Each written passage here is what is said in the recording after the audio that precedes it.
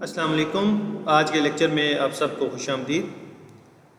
इससे previous lecture के अंदर हम लोगों ने इन्फ्लेशन को डिस्कस किया था और उसको मेजर कैसे करते हैं उसके मेथड को डिस्कस किया। आज हम डिस्कस करेंगे कि इन्फ्लेशन को काज कौन सी चीज़ें करती हैं, यानी कि ऐसी कौन सी चीज़ें हैं जिसकी वजह से किसी भी इकानमी के अंदर या किसी भी कंट्री के अंदर इन्फ्लेशन आ जाता है। यहाँ मैंने कुछ चंद एक चीज़ें मेंशन की हैं जो हर इकानमी के अंदर एग्जिस्ट करती हैं और हर इकानमी के अंदर जो इन्फ्लेशन आ रहा होता है वो इन चार चीज़ों की वजह से आ रहा होता है। लेकिन ऐसा हरगिज़ नहीं है कि इसके अलावा कोई और चीज़ नहीं है जो इन्फ्लेशन को अफेक्ट कर सकती है, इसके अलावा भी और हो सकती हैं। लेकिन मैक्रो लेवल के ऊपर पूरी इकानमी को जो अफेक्ट करने वाली चीज़ें हैं वो ये चार हैं। फिर कंट्री टू कंट्री वेरी करता है, हर कंट्री के अंदर डिफरेंट कुछ ना कुछ ऐसे शार्क्स आ रहे होते हैं जो शार्क्स फोर्स कर रहे होते हैं प्राइसेस बढ़ जाएँ और वो इन्फ्लेशन का काज कर रहे होते हैं। लेकिन ऑन ए जेनेरिक पर्सपेक्टिव किसी भी कंट्री के अंदर जो इन्फ्लेशन को काज करने वाली चीज़ें हैं और जो इन्फ्लेशन को लाने वाली चीज़ें हैं वो ये चार पांच हैं। इसमें जो सबसे पहली चीज़ आती है जो इन्फ्लेशन का काज बनती है या जो इन्फ्लेशन का रीज़न है, that is demand pull inflation. Demand pull inflation ये है कि जब किसी भी इकानमी के अंदर, किसी भी कंट्री के अंदर लोग चीज़ों की डिमांड को बढ़ा दें और उनके इस एक्शन की वजह से, डिमांड बढ़ाने की वजह से जब चीज़ों की प्राइस बढ़ जाती है तो इसे हम कहते हैं डिमांड पुल इन्फ्लेशन। यानी कि इकानमी के अंदर सब लोगों ने किसी भी एक पार्टिकुलर गुड को, अगर हम मिसाल के तौर पे लेते हैं, तो अगर लोगों ने किसी भी चीज़ को ख़रीदना ज़्यादा शुरू कर दिया है तो इसका मतलब ये है कि उन लोगों ने उस चीज़ की डिमांड को बढ़ा दिया। अब डिमांड बढ़ने की वजह से उस चीज़ की प्राइस बढ़ गई, तो इसे हम कहते हैं डिमांड पुल इन्फ्लेशन। यानी कि डिमांड ने खींचा है प्राइसेस को कि आप बढ़ जाएं। तो इस फिनोमिना को, इस एक्शन को हम कहते हैं डिमांड पुल इन्फ्लेशन। लोग डिमांड ज़्यादा करते हैं एक एक करके, फिर इस तरह से एग्रीगेट डिमांड ज़्यादा हो जाती है और उस एग्रीगेट डिमांड के बढ़ने की वजह से ओवरऑल आपके कंट्री के अंदर चीज़ों की डिमांड बढ़ती है और फिर वो डिमांड फोर्स कर रही होती है प्राइसेस को कि आप बढ़ जाएं। और इस सारी चीज़ को हम ये कहते हैं कि आपके कंट्री के अंदर डिमांड पुल इन्फ्लेशन है। अब इसमें हम एग्जांपल ऐसे ले लेते हैं। सबसे पहले आप देखें, जब कोविड-19 आया, कोविड-19 के अंदर जो कोविड-19 से पहले जो मास्क थे मेडिकल स्टोर पे, जनरल स्टोर्स पे बेतहाशा पड़े होते थे, बड़ी कम प्राइस पे 2 रुपये 5 रुपये के मिल रहे होते थे और कोई ख़रीदने को तैयार नहीं होता था। लेकिन कोविड-19 की वजह से क्योंकि मास्क एक कम्प्लीमेंट्री बन गया, एक नेसेसिटी बन गई, हर बंदे की एक ज़रूरत बन गई, आपने अपने आप को वायरस से सेफ रखना था, तो उस चीज़ के लिए क्या हुआ कि जो मास्क थे उनकी डिमांड बढ़ गई। अब मास्क के डिमांड बढ़ने की वजह से प्रोड्यूसर ने, सेलर्स ने उस चीज़ की प्राइस को बढ़ा दिया। तो यहाँ पे डिमांड फोर्स कर रही थी प्राइसेस को कि आप बढ़ जाए, क्योंकि हर बंदा उस चीज़ को ख़रीद रहा था। तो जब हर बंदा उस चीज़ को ख़रीद रहा था तो डिमांड बढ़ी, फिर एग्रीगेट डिमांड बढ़ी और उस चीज़ ने फोर्स किया कि प्राइसेस को कि आप बढ़ जाएँ और उसकी वजह से फिर प्राइसेस बढ़ गई। लेकिन ये एक शॉक होता है, ये एक टेम्परेरी होता है, फॉर द टाइम बीइंग होता है, उसके बाद चीज़ें दोबारा से स्टेबल हो जाती हैं। इसी तरीके से अगर आप देखते हैं, यहाँ हम पाकिस्तान की बात करते हैं या इस्लामिक कंट्रीज़ में, जब रमज़ान आता है तो रमज़ान के सीज़न में चूँकि फ्रूट्स की डिमांड बढ़ जाती है, तो फ्रूट्स के डिमांड बढ़ने की वजह से उस चीज़ की प्राइस बढ़ जाती है। तो इसे हम कहते हैं डिमांड पुल इन्फ्लेशन, क्योंकि हर बंदा फ्रूट्स खरीद रहा होता है, सेलर्स को पता है कि लोग ख़रीद रहे हैं, डिमांड बढ़ रही है, तो डिमांड बढ़ रही होती है तो वो क्या करते हैं, उस चीज़ की प्राइस को बढ़ा देते हैं और इस फिनोमेना को हम कहते हैं डिमांड पुल इन्फ्लेशन। इसी तरीके से अगर आप ये देखते हैं, जब कुर्बानी का सीज़न आता है, सेक्रीफाइस का सीज़न आता है, तो वहाँ पे जो नॉर्मल एनिमल आपको एक बड़ी नॉर्मल प्राइस पे मिल रहा होता है, उस सीज़न के अंदर, कुर्बानी के दिनों के अंदर उसकी प्राइस बहुत ज़्यादा बढ़ जाती है।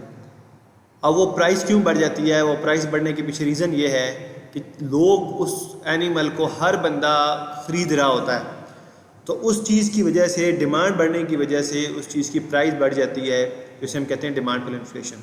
अगेन वो भी शॉर्ट टाइम पीरियड के लिए होता है, जैसे ही वो सीज़न एंड होता है उसके बाद दोबारा से चीज़ें नॉर्मल हो जाती हैं, दोबारा से चीज़ें स्टेबल हो जाती हैं।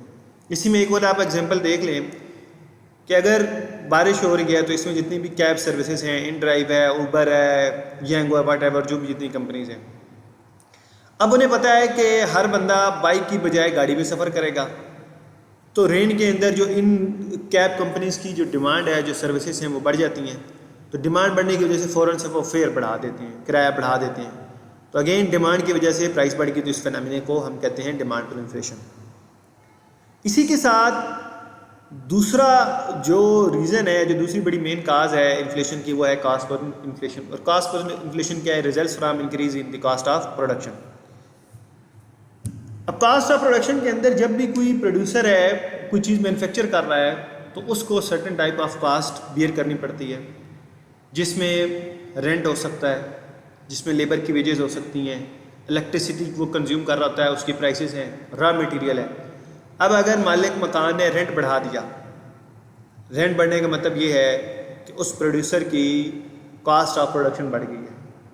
अब कास्ट ऑफ प्रोडक्शन उसने कहाँ से पूरी करनी होती है? उसने प्राइस से पूरी करनी होती है। तो वो क्या करेगा? चूँकि मालिक मकान ने, ओनर ने किराया बढ़ा दिया है, तो उस किराए का इफ़ेक्ट को ख़त्म करने के लिए वो क्या करेगा? अपनी जो चीज़ वो सेल कर रहा था उसकी प्राइस बढ़ा देगा।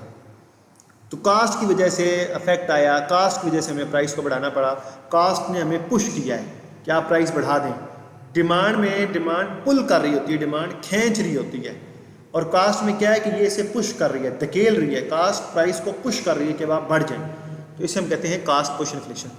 इसी तरीके से अगर लेबर डिमांड करते हैं कि हमने अब वेजेस ज़्यादा लेनी है, तो लेबर के वेज रेट बढ़ने की वजह से अगेन जो प्रोड्यूसर है उसकी कास्ट ऑफ प्रोडक्शन बढ़ जाएगी। तो कास्ट ऑफ प्रोडक्शन बढ़ने की वजह से अगेन उसे प्राइस बढ़ाना पड़ेगी, उसकी मजबूरी, उसके पास और ऑप्शन नहीं है। इसी तरीके से इलेक्ट्रिसिटी की प्राइसेस पर यूनिट प्राइस बढ़ जाती है, तो अगेन जो प्रोड्यूसर है उसकी पर यूनिट कास्ट बढ़ जाएगी। अब उसने उस कास्ट को एडजस्ट करना है, वो एडजस्ट कहाँ से करेगा? उसके पास एक ही सोर्स ऑफ रेवेन्यू है, वो प्राइस है। तो वो क्या करेगा? प्राइस को बढ़ा देगा। तो अगेन कास्ट ने पुश किया है प्राइसेस को क्या बढ़ा दें। अब ये यहाँ पे नोट करने वाली चीज़ ये है कि प्रोड्यूसर इस टाइम ये नहीं देख रहा कि कोई बंदा खरीदेगा या नहीं खरीदेगा। प्रोड्यूसर का इस टाइम ये है कि यार जो मेरी कास्ट आ रही है, मैंने उस कास्ट को कवर कैसे करना है। तो उस कास्ट को कवर करने के लिए वो प्राइस को क्या कर रहा होता है? बढ़ा रहा होता है। तो इस चीज़ को हम कहते हैं कास्ट पुश इन्फ्लेशन। यानी कि कास्ट ने फोर्स किया है, कास्ट ने पुश किया है प्रोड्यूसर्स को, सेलर्स को कि अब आप प्राइस को बढ़ा दें। इस सारी चीज़ को हम कहते हैं कास्ट पुश इन्फ्लेशन। इसके बाद जो नेक्स्ट चीज़ आती है वो है built in inflation. Built in inflation क्या है कि ये लिंक्ड होती है टू एडेप्टिव एक्सपेक्टेशन, उससे हो सकती है। बिजनेस इंक्रीज करते हैं प्राइसेस को अपना प्रॉफिट मार्जिन बढ़ाने के लिए। क्यों? क्योंकि मार्केट के अंदर वेज रेट बढ़ गई। अच्छा, अब इसमें देखें, a wage price spiral where higher wages lead to higher cost which are then passed as higher prices. Government ने एक सर्टन रूल सेट कर दिया है कि भाई वेज लॉ के अकॉर्डिंग आप किसी बंदे को 30,000 35,000 से कम वेज नहीं दे सकते। अब गवर्नमेंट ने एक रूल बना दिया 30,000 35,000 से कम वेज नहीं देनी। अब गवर्नमेंट ने तो रूल डिसाइड कर दिया है, लेकिन जो प्रोड्यूसर है वो उस लेबर को पैसे कहाँ से दे? उस लेबर को पैसे देने के लिए मजबूरन प्रोड्यूसर को क्या करना पड़ेगा? एडजस्टमेंट करनी पड़ेगी। वो एडजस्टमेंट कैसे करेगा? उसको तनख्वाह ज़्यादा दे दी, यहाँ प्राइसेस को बढ़ा दो। तो इस चीज़ को क्या कहते हैं? Built in inflation. कि गवर्नमेंट के किसी रूल की वजह से लेबर की वेजेस बढ़ी हैं, लेबर वेज बढ़ने की वजह से अब आपको वो प्राइस एडजस्ट करना पड़ेगी, तो इस वजह से प्राइस आप बढ़ा देंगे। तो इस फिनोमेना को हम कहेंगे बिल्ट इन इन्फ्लेशन। इसके बाद जो इन्फ्लेशन की काज है, जो इन्फ्लेशन का रीज़न है, वो है monetary inflation. Monetary inflation basically क्या है कि जब कंट्री के अंदर इकानमी, गवर्नमेंट अपने डेफिसिट को फाइनेंस करने के लिए प्रिंटिंग ऑफ मनी करती है, तो मार्केट के अंदर मनी सप्लाई बहुत ज़्यादा हो जाती है। तो मार्केट के अंदर जब मनी सप्लाई बहुत ज़्यादा हो जाएगी, तो इस मनी सप्लाई के बढ़ने की वजह से मार्केट के अंदर इन्फ्लेशन आ जाएगा। क्योंकि ये बात हमने क्वांटिटी थ्योरी ऑफ मनी के अंदर बड़ी डिटेल में डिस्कस की। और normal quantity theory of money क्या कहती है कि there is a direct relationship between money supply and prices. आपके कंट्री के अंदर जितना मनी सप्लाई बढ़ेगी उतना ही प्राइसेस भी बढ़ जाएंगी। तो क्वांटिटी मनी सप्लाई का और क्वांटिटी का, मनी सप्लाई का और प्राइसेस का आपस में डायरेक्ट रिलेशनशिप है according to QTM, quantity theory of money. तो जब भी central bank printing of money काम करेगा, उसकी वजह से इन्फ्लेशन बढ़ जाएगी, प्राइसेस बढ़ जाएंगी और जो पैसे की वैल्यू है वो कम हो जाएगी। अब ये तो कुछ स्पेसिफिक रीजंस हैं कि जो हर इकानमी को ये फेस करने पड़ते हैं। अब ये भी हो सकता है कि किसी कंट्री में फॉर एग्जांपल हम लेते हैं फ्लड आ गया, फ्लड आने की वजह से उस कंट्री के अंदर जो एग्रीकल्चर सेक्टर था वो अफेक्ट हुआ। फॉर एग्जांपल वीट की प्रोडक्शन अफेक्ट होगी। अब वीट की प्रोडक्शन अफेक्ट होने की वजह से क्या होगा कि मार्केट के अंदर वीट की सप्लाई कम हो जाएगी। तो जब वीट की सप्लाई कम हो जाएगी तो उसकी प्राइसेस बढ़ जाएंगी, क्योंकि एक मार्केट में चीज़ की शार्टेज आ गया है। तो शार्टेज आने की वजह से, डेफिसिट आने की वजह से उस चीज़ की प्राइस बढ़ जाती है। फिर इसी तरीके से इन फैक्टर से हट के एक फैक्टर ये आता है कि आईएमएफ का जो प्रेशर है। आपको आईएमएफ, अगर आप आईएमएफ से लोन ले रहे हैं तो आईएमएफ आपको सर्टेन टाइप ऑफ पॉलिसीज़ बताता है कि हम आपको लोन इस कंडीशन पर देंगे कि अगर आप ये हमारी पॉलिसीज़, ये हमारी कंडीशन को एक्सेप्ट करेंगे। तो बताता है कि टैक्स आप बढ़ा दें। जब टैक्स डेफिनेटली बढ़ाएंगे तो उसकी वजह से जो गुड्स की प्राइसेस हैं वो बढ़ जाएंगी। तो अब ना शार्टेज आया है, ना डिमांड में कोई चेंज आया, ना सप्लाई में कोई चेंज आया, ना बिल्ट इन इन्फ्लेशन आया, ना मॉनेटरी इन्फ्लेशन है। लेकिन ये आईएमएफ के प्रेशर में, आईएमएफ ने आपको कहा क्योंकि हम आपको लोन दे रहे हैं और ये लोन आपने हमें रिटर्न करना है। तो रिटर्न कैसे करेंगे? टैक्स बढ़ा दें, सब्सिडी ख़त्म कर दें। तो टैक्स बढ़ाने की वजह से, सब्सिडी ख़त्म करने की वजह से चीज़ों की प्राइसेस बढ़ जाएंगे और उसकी वजह से अगेन आपके कंट्री के अंदर इन्फ्लेशन आ जाएगा।